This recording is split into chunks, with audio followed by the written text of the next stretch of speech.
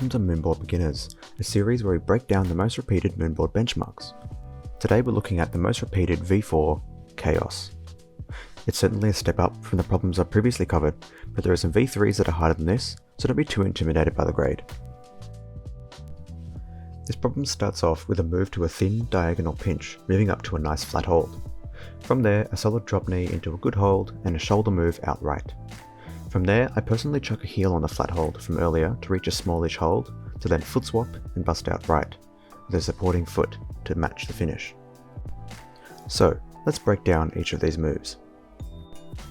The first thing I wanted to show is a really good way to hold the right hand.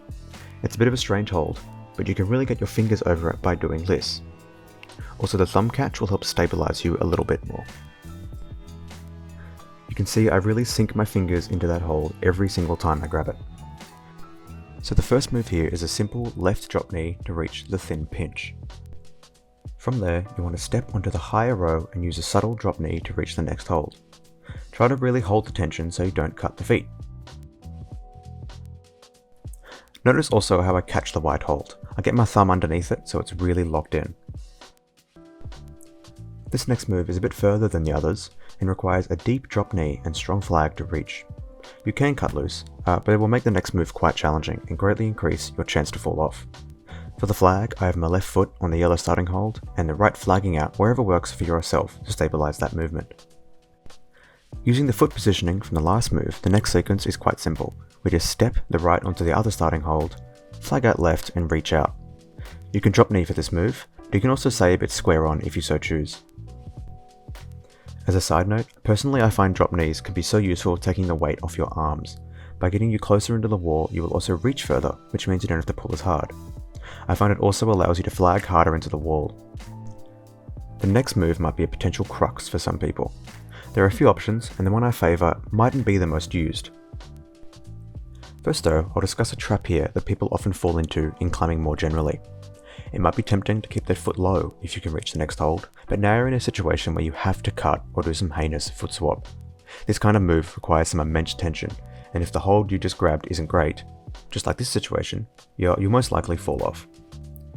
I do a similar, although less stretched out move earlier on, as you can see here.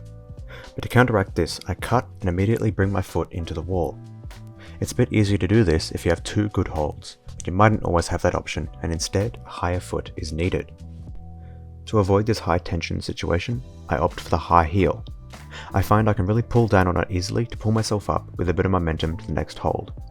If you find placing the heel too awkward, another way that's more common is a high foot. This requires a bit of momentum and coordination, but again, seems to be the much preferred and common way I've seen this problem done. So for the last move, we swap the feet on the flat pinch and flag out left as we move up toward the hold. If you need some additional stabilization for the match, the high foot here might help. So to recap, we start off with a drop knee to reach the pinch, then a subtle drop knee to reach the next hold. I opt for an immediate high foot, otherwise if you cut, make sure to bring your foot into the wall immediately. I then do a strong drop knee and right flag to reach up to the crescent. My right foot goes on the white starting hold, where you can either stay square on or drop knee to reach the next hold. I opt for the high heel, but the toe works just as well as we know. Then I foot swap, drop knee to reach out for the final hold, and then I stabilize myself with a high foot on the crescent to match. If you have an idea for which problem I should break down next, leave a comment down below. I'd love to hear from you.